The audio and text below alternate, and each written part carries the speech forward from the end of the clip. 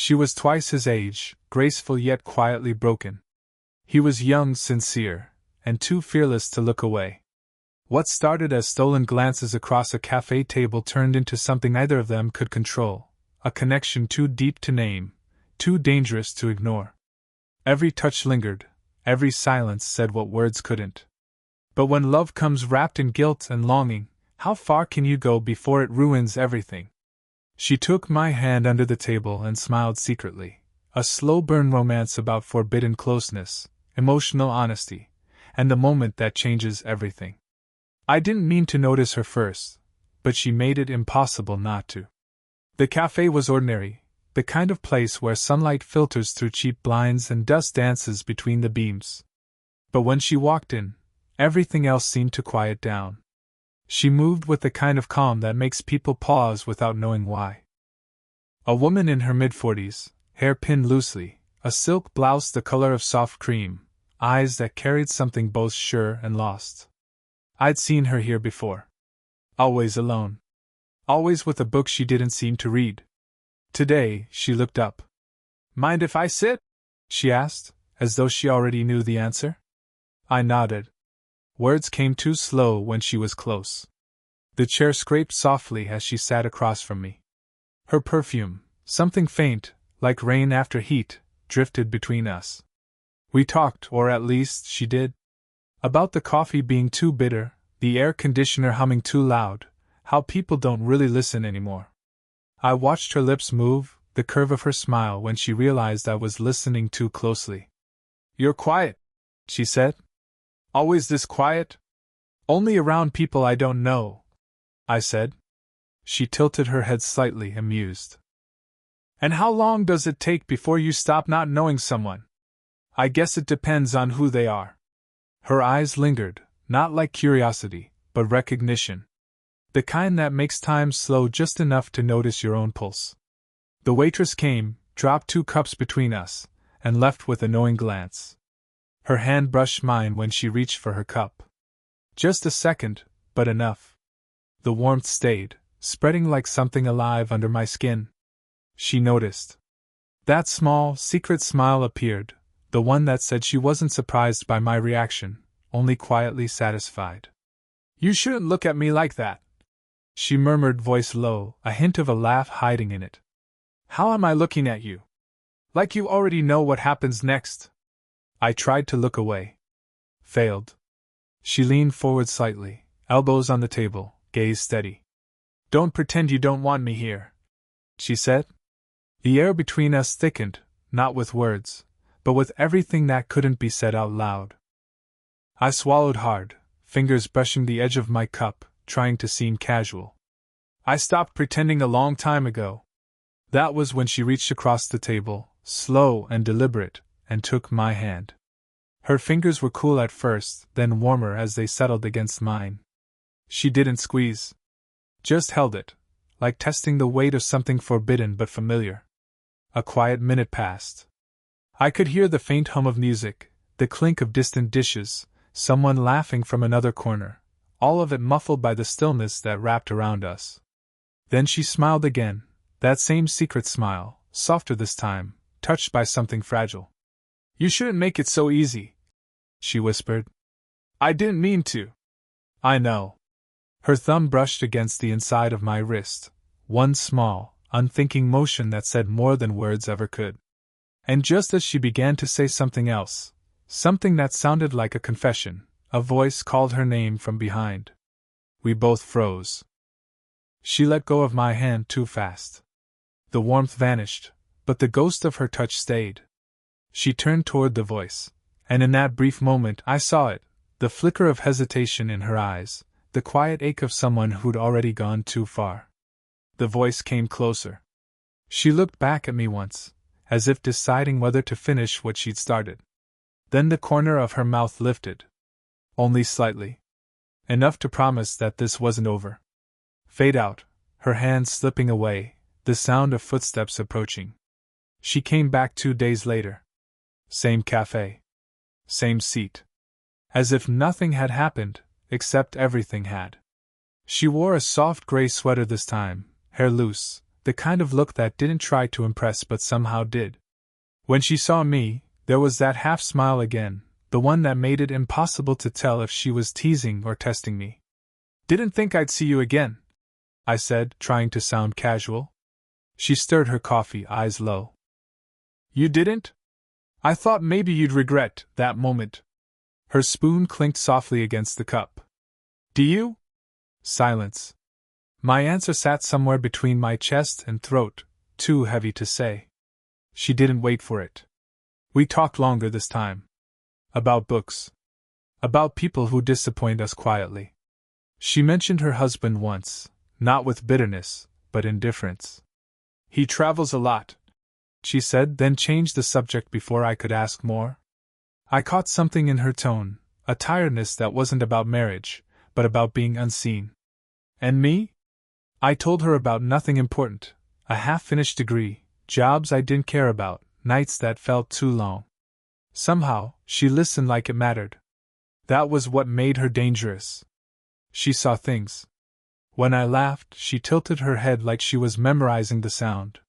When I spoke, she leaned in just enough for me to catch the faint scent of her hair, lavender and something warmer. Every time she leaned closer, I forgot how to breathe. "I shouldn't be here," she said finally. Her voice was softer now. "You make it easy to forget who I'm supposed to be." I looked at her, really looked. The faint line at the corner of her mouth when she smiled, the nervous motion of her thumb tracing her cup's rim, the quiet signs of someone still learning how to feel alive. "You don't have to be anyone," I said quietly. She blinked, almost startled. Then, "You really are too young to know what that means." But her hand didn't move away when mine brushed against it. Outside, the sky had turned pale, the kind of dust that hums with unspoken things. We walked out together, close but not touching. Each step a silent argument between caution and impulse. When we reached her car, she stopped, keys in hand, but didn't unlock the door. "You're what, 24? She asked. "Yeah. I'm 45. "I know." Her breath caught, not from surprise, but from the way I said it. Like it didn't matter. For a moment neither of us moved. Then she reached out, her hand resting lightly on my shoulder, just fingertips, nothing more. The touch burned through my shirt like sunlight through glass. Her gaze met mine, steady and trembling all at once. "This is a mistake," she whispered. "Then why does it feel right?" She didn't answer. Her hand slipped down, brushing my arm as she stepped back. That small contact, that single, unfinished motion, felt louder than any confession. When she finally got into her car, she looked at me through the window, lips parted as if to say something, then stopped. The engine started. The window rose. But her eyes, they lingered. And that was enough to know, the line we tried not to cross was already gone. It had been a week. Long enough to pretend I wasn't waiting for her. But when she finally walked in, every sound in the cafe dimmed again. Same place. Same corner. She hesitated this time before sitting down, as if aware that every repetition made it harder to call this coincidence. "Thought maybe you'd moved on," she said. "I tried," I replied. "Didn't work." Her lips curved, just slightly. "You're making this complicated." "I think it already is." The words landed between us, fragile, dangerous. We sat in a silence that hummed. The air felt too thick, the coffee too hot, the table too small. Her sleeve brushed mine as she reached for sugar. She didn't pull back. Neither did I. Outside, rain tapped the windows, soft, rhythmic, filling the pauses either of us could break. She sighed. "You have no idea what people would say if they saw this." "Maybe I don't care." "That's because you still believe things don't cost anything." Her tone wasn't harsh, just tired, almost sad. Like she was arguing with herself, not me. I wanted to tell her I understood. That I didn't see her as a secret, or a mistake, but before I could, her phone buzzed. The name flashed on the screen, Daniel. Her husband. She froze, staring at it. Then silenced the call and turned the phone face down. "Do you ever wish someone wouldn't call?" she asked quietly. Only when I'm somewhere I shouldn't be, I said. She looked at me then, really looked, and something shifted. The distance we'd been pretending to keep vanished. A friend of hers, a woman around her age, walked in suddenly, scanning the cafe. Her hand shot across the table, fingers gripping my wrist. "Don't look," she whispered. I didn't. I just stared at her hand on mine, the pulse jumping under her skin, her breath close enough for me to feel against my knuckles. Her friend waved from the counter. She waved back, quick, casual, but didn't let go. For those few seconds, it felt like the entire world had narrowed to that single point of contact. When the woman left, she finally exhaled and released me. "See? That's what I mean," she said. "Someone always notices. I didn't care if she did. That's exactly why you scare me." The rain outside grew heavier. The window fogged beside us. She shifted closer, voice low, trembling between restraint and wanting. "You should leave first," she whispered. "I don't want to." She laughed, soft, breathless. "God, you don't make this easy." I leaned forward without meaning to. She didn't move away. Our faces were inches apart now. I could feel the warmth of her breath, the faint scent of coffee and rain on her skin. Her gaze flicked down, lips, then eyes again. The moment hovered, trembling at the edge of something irreversible. Then she closed her eyes. And opened them. And pulled back. Barely. "Not yet," she murmured, voice unsteady. Her fingers brushed the back of my hand again, not to hold it, but to remember it.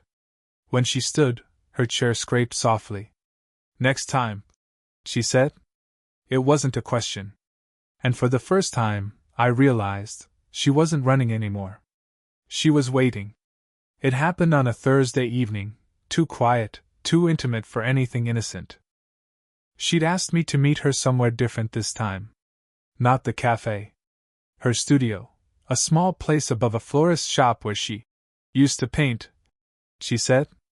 The air smelled faintly of turpentine and jasmine. Canvases leaned against the wall, unfinished, like forgotten thoughts. A single lamp cast warm light across the room. Shadows flickered when she moved. "I didn't plan this," she murmured, locking the door behind her. "Neither did I," I said. We stood there, the silence heavy with everything we'd refused to name. She looked tired, not from age, but from holding herself together. Her sweater slipped off one shoulder as she reached to tie her hair up, revealing the pale curve of her neck.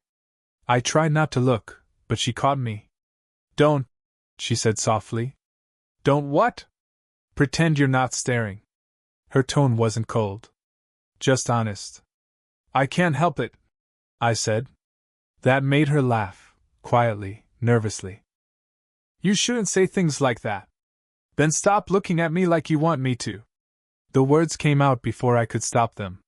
They hung in the air like static. She froze, eyes wide, breath uneven.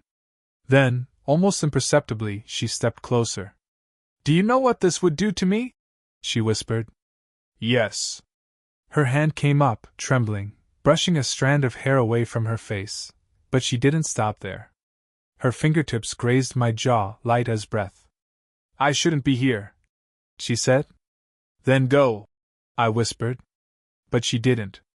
Instead, she exhaled, long, shaky, and pressed her forehead against mine. The warmth of her skin sent everything spinning. I could feel her heartbeat through the thin space between us. "You make me forget myself," she said. "Maybe that's not such a bad thing." She closed her eyes. "You're too young to know how wrong that sounds. And you're too lonely to believe it." The words hurt her. I saw it in the way her lips parted, ready to argue, but she didn't. She just reached up, resting her palm against my chest. Her touch was steady, her breath unsteady. "Say something," I whispered. "What do you want me to say?" "That you want this." She didn't answer, not with words. Her thumb traced slow circles on my chest, her other hand rising to my shoulder, gripping it lightly. The air between us vanished. My hand found the small of her back, pulling her just enough that she didn't resist. Every inch closer felt like crossing a line neither of us could erase. Then, footsteps echoed in the hallway outside. We froze. Her breath caught, her eyes flicked to the door, then back to me. For a second she didn't move, her hand still on my chest, my fingers still at her waist. "Don't," she whispered, almost pleading. "Not yet." "Then when?" Her gaze trembled, torn between reason and everything she wanted to deny. "When I'm ready to lose everything," she said. And just as the doorknob rattled, a faint, real sound, she stepped back. The space she left behind felt colder than the air itself. Her voice came barely above a breath. "This can't happen again." But her eyes said something else entirely. Fade out, both standing in the quiet room, breathing too hard, hearts refusing to listen. The next time I saw her, she wasn't smiling.